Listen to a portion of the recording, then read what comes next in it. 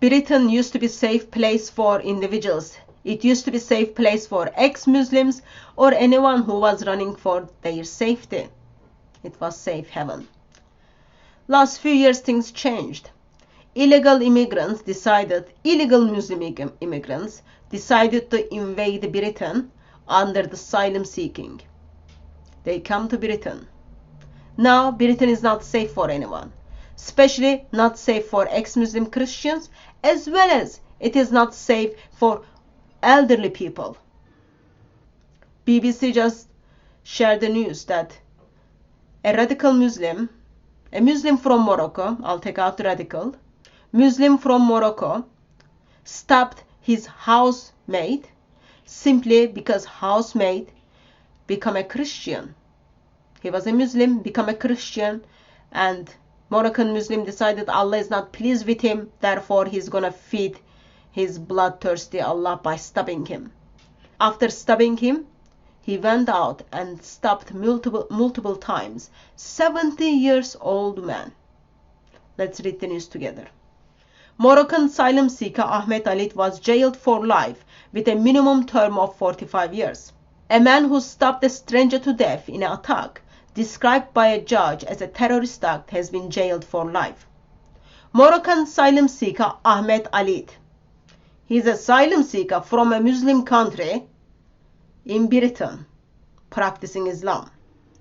Roamed into the streets of Hartlepool looking for a victim to attack revenge for Israel-Hamas conflict in October. You kind of wonder, those Muslims, they don't want to go to Saudi Arabia. They don't want to go to Muslim majority countries.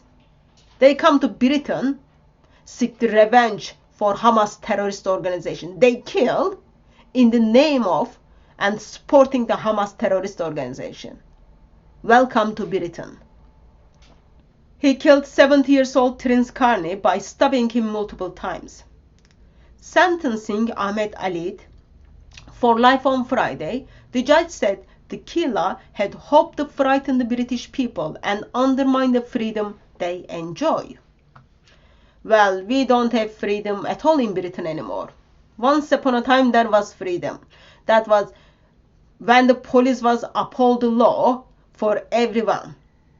But now there is law different for Muslims, there is another law for Christians, there is another law for different. There is a couple of different tiers policing happening in Britain, and British police willingly bow down to Islam. Not good, not good. Ahmed Alit was also found guilty of the attempted murder of his housemate Javid Nouri. So Javid Nouri is the ex-Muslim Christian. Look at this murderer.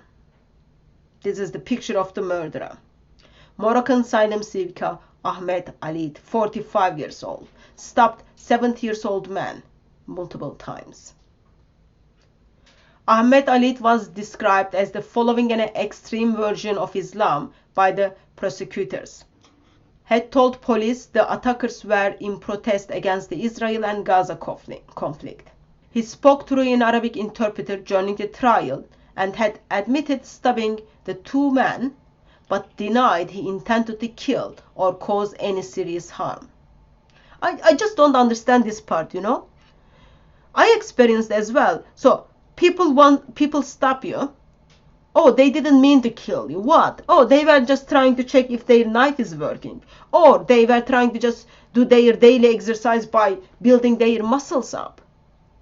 Someone is putting a knife on your body without your permission.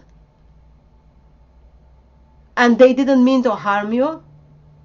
People scream out, oh yeah, we will kill her, we will kill him. Oh, actually they didn't mean to harm you. That's the stupidness of Islam. Yeah, I murdered him, but I didn't mean to. I didn't mean to harm him. I just wanted to see if my fingers are working well. The judge ruled that Ahmed Alit had committed terrorist offense when he murdered Mr. Karni and attempted to murder his housemate, Mr. Nouri.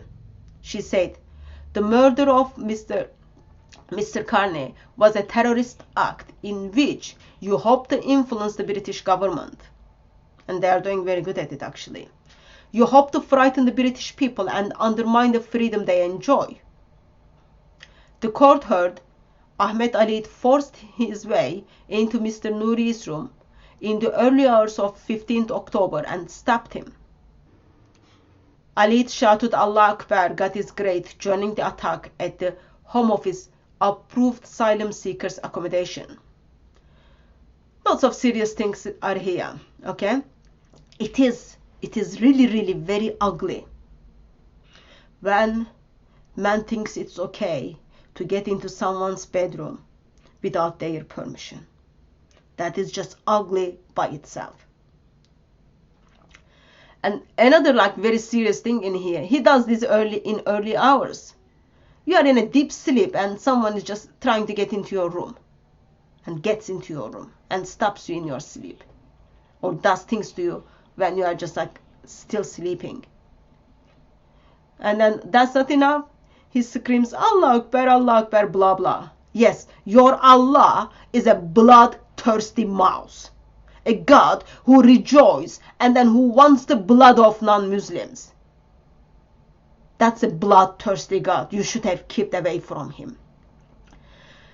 And ex-Muslim who become a Christian and Muslim are staying in the same house. See the wisdom of our home office? They are brainless. I don't want to call them stupid because I know I am going to insult the stupid people. You are putting ex-Muslim, Christian and Muslim in one house. Oh, did you run out these 5-star hotels? Did you run out the houses? Stupidness. Sorry, I didn't want to insult the stupid people. After that attack, Ahmed Ali fled into the street and came across Mr. Carney, who was out for a regular early morning walk nearby. So, after stabbing this person, there is no regret or remorse at all. He goes out and then still looking for people to harm.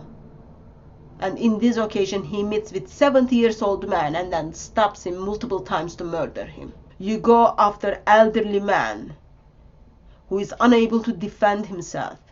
You go after a man who is in a sleep, who is unable to defend himself. See how strong religions this Islam is. Islam is so strong. Their followers goes after the elderly ones who cannot protect themselves. Wonderful ideology. In a holding cell in Middlesbrough police station, he gives this speech, Allah willing, Gaza will be Arab country, all that. And then he also goes on and then talks about how he would continue with his revenge and harm people if his hand was not injured.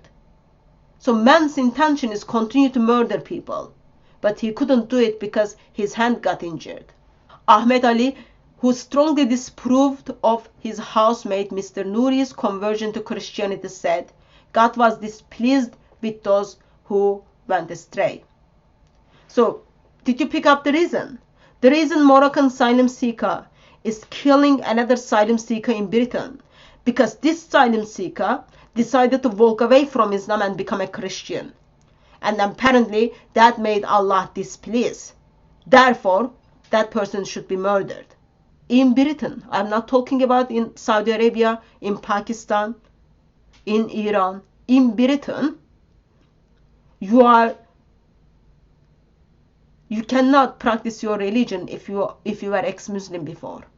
Allah was displeased because someone walked away from Allah and become a Christian. Therefore, Mr. Ahmed is going to feed his bloodthirsty God by trying to murder Mr. Nouri.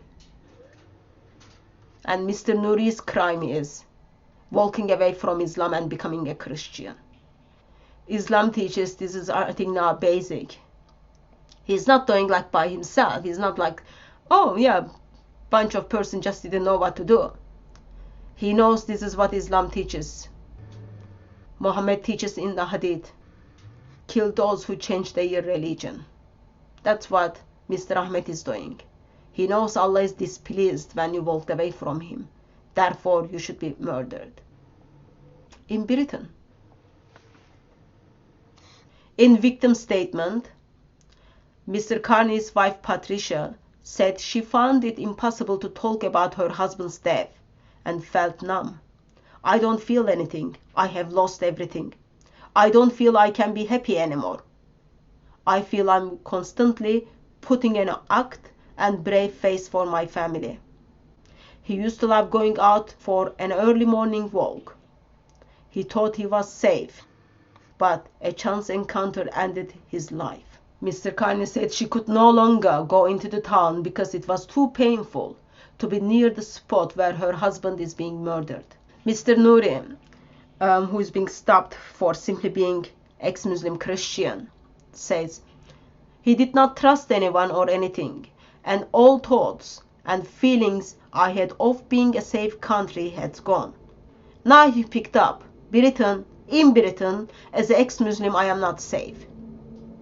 In his victim statement he edited, I would expect to be arrested and killed in my home country for converting to Christianity, but I did not expect to be attacked in my sleep in here. Yeah, I wouldn't be surprised if I get murdered or arrested in Pakistan or in Saudi Arabia, in Muslim majority country. But in Britain, where I came to seek safety, I don't feel safe. This is the last place I would expect someone to harm me because I am ex-Muslim, but it happened. How is it possible for someone to destroy someone's life because of his religion? It is possible with Islam. It is possible with Islam. Mr. Nouri said how he now struggled with mental health problems and had to move to cities, losing all of his friends. When people come after you, next thing you do is you move from one place to another place to seek safety. Now convert to Christianity from Islam, going from one place to other place, has no church, has no friends. It's going to take long time. Please pray for him. Pray for him to find good sound church and have a good fellowship. I want to tell Ahmed, you are a weak person. Because of your religion, you attack someone in a deep sleep and an old man who struggled to walk. Yep. That's what weak people do. Spot on. And then here what we have is terrorism policing says, oh, he was not in our radars. If he was in your radars, what would you do? Nothing. We've seen you've done nothing when people were in your radar. Of course, BBC goes on and then plays this victim card for asylum seekers. Now, asylum seekers, Muslim asylum seekers, of course, in the context, don't feel safe. Don't feel safe. Poor radical Muslims. They come to invade Britain, but now they don't feel safe. Why? Because their brothers are murdering elderly men. Why? Because their brothers are murdering ex-Muslims.